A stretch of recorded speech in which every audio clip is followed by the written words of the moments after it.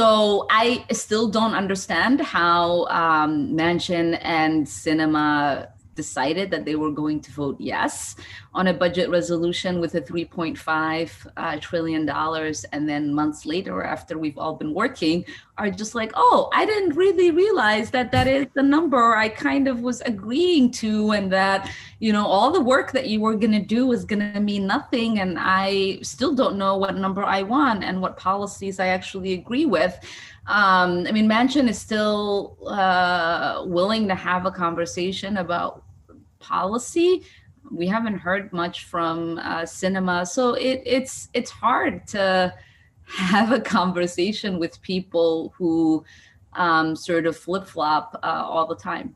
Well, she says she'll only negotiate with the White House, right? So, I mean, how is that? How does the sausage get made if you're unsure of what ingredients are going into said sausage by Chef Sinema? I mean, it makes your job quite difficult.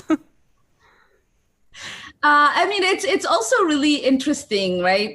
If we're going with a chef situation where your negotiations aren't happening with your co-chefs in the kitchen, but you're somehow negotiating with you know, the people who are coming to eat the food.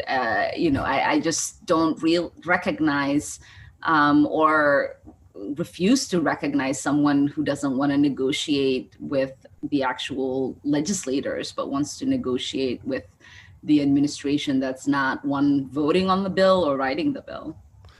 Stepping outside the restaurant metaphor for a moment, I don't think we did it very well. It's my fault. It's my fault. It's my fault from the outset.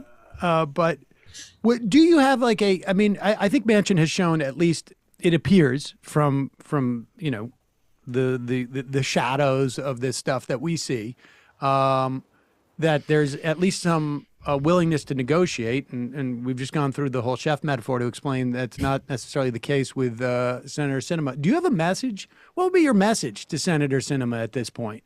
I mean, I think she's in Europe at this moment, fundraising, as far as I know from the reporting. But in the event that she happens to tune in to the program today, what would be your message to her?